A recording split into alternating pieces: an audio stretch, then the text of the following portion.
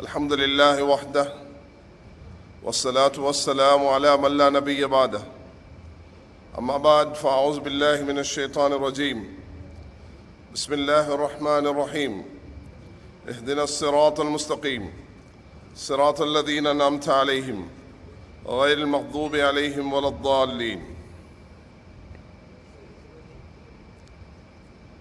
Honorable State Minister for Defense Ruwan, Wijeyawardena, and Senior Minister and the Defense Secretariat, and respected elders, brothers, I am delighted to be here at the prestigious special felicitation ceremony and welcome the opportunity to speak few words.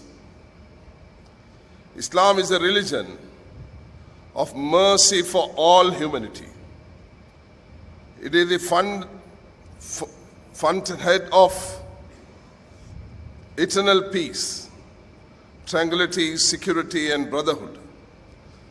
Islam attaches such value to human life that it equates the killing of a single being unlawful with the killing of entire human race.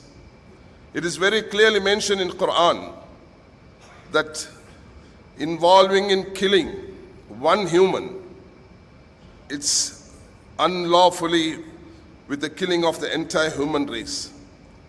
Without differentiation based on creed or caste, its teaching of peace and brotherhood encompass all humanity. Islam teaches us to treat all mankind equality, mercy, tolerance, and justice. Islam sternly condemns all kinds of oppression, violence, and extremism. It regards oppression, mischief, rioting, and murders among the severe sins and crimes. The ISIS is a violent extremist organization which acts against the fundamental teaching of Islam. It is an absolute deviant organization which operates against all principles and tenets of Islam. Unfortunately, the word jihad has been misinterpreted by the Western media to mean killing or waging unjust wars. Any organization that kills innocent people under the guise of jihad, it is totally outside the pale of Islam. We endorse the booklet published by ACJU, which has explained and correct spiritual concept of jihad based on authentic Islamic values. I remember the day you became the State Defense Minister. I got an opportunity to meet you immediately after 1 week. I submitted you these books. I was very happy to hear from you that yourself you said that I am going to read and understand what is jihad. Thank you very much for your appreciation. ACJ has taken steps to expose that ISIS as an un-Islamic and extremist organization. In an formative broadcast through the SLBC on the 6th of July 2014, and the statement issued the media on 30th of August 2014, several international Islamic institutions and countries have condemned the ISIS as an extremist organization engaged in acts contrary to Islamic teaching. We strongly and unequivocally condemn any person associated with ISIS or any other extremist organization operating under the guise of Islam. We do not condone any person or organization that engages in extremism in any form. As per these guidance, Sri Lankan Muslims have been living in peace and harmony in the island for more than 1,000 years. They have been cooperating and supporting the majority Sinhalese community throughout Sri Lankan history since pre-colonial period. It is saying about beloved Rasulullah sallallahu alaihi wasallam, Al-Khalqu Iyalullah, the creations are one family. Buddhist brothers and sisters, Hindus brothers and sisters, Christian brothers and sisters, Muslims brothers and sisters, we are one family. We have differences based on religion, but we are united based on humans. Our human values are more than our differences. We have to unite on this fundamental humanitarian basis. The contribution of Muslims to this country is well known, and I don't think that I am required to elaborate much about it. During the time of colonialism, Muslims of Sri Lanka defended the island against all colonial powers, and indeed, they stood with Sri Lankan kings all times in the history, and they never been traitors of island at any point of Sri Lankan history.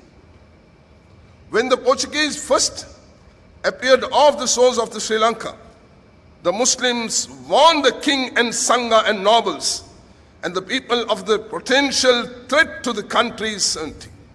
When the Portuguese tried to gain a foothold in Colombo, the Muslims provided firearms, fought side by side with the Sinhalese, and even used their influence with South Indian powers to get military assistance to Sinhalese rulers.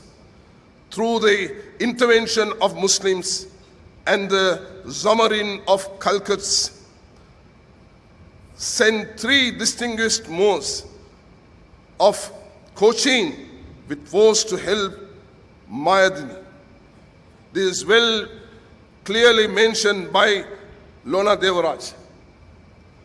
Even during the 30 years of internal war, Sri Lankan Muslims were in support of unitary, as our President, Brother Amin mentioned, rule in the country, and were against the separation.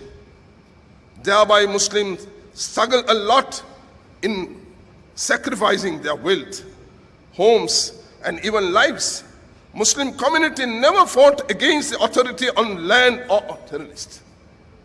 During the war, Muslims were targeted for a physical explosion for the original location.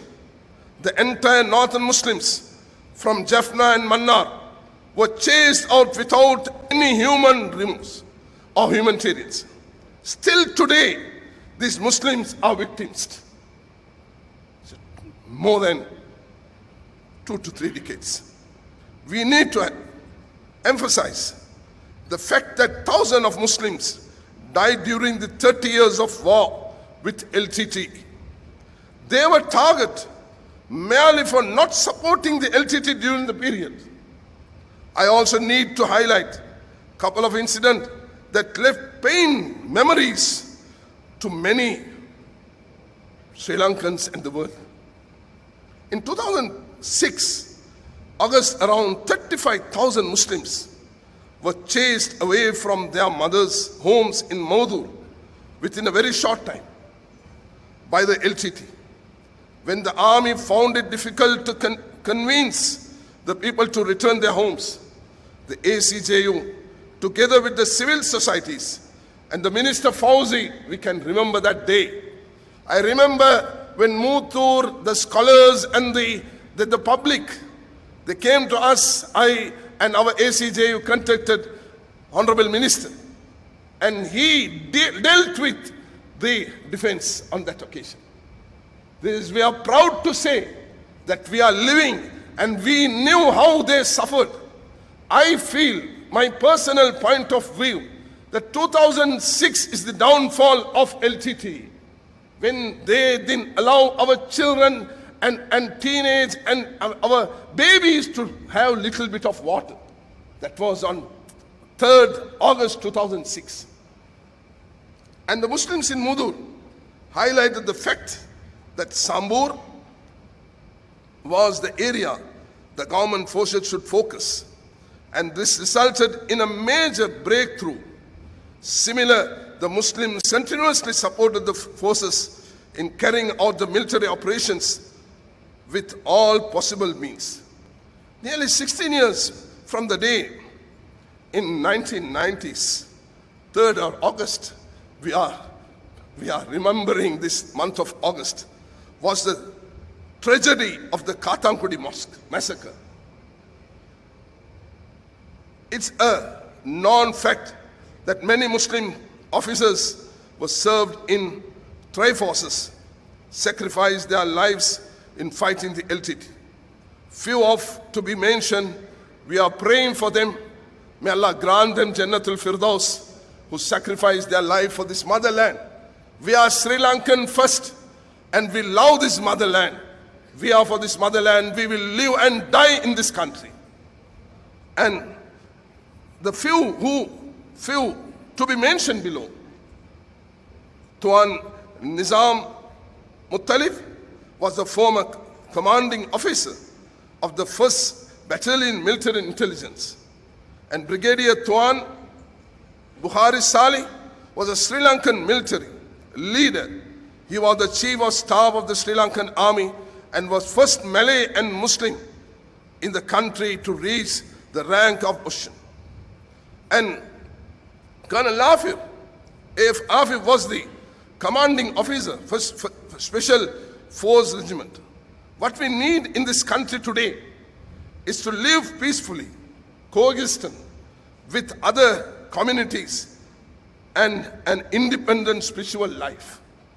In order to avoid incidents like that of which happened in Alutkama, we suggest that the government to make appointment of officers in the police stations, which may be not relevant to you, but it is part of you. And police station military camps as per the ethnic ratio in the locality. If there had been a reasonable number of Muslim officers appointed at the Alutkama police stations, an outcome of issue might have been very different.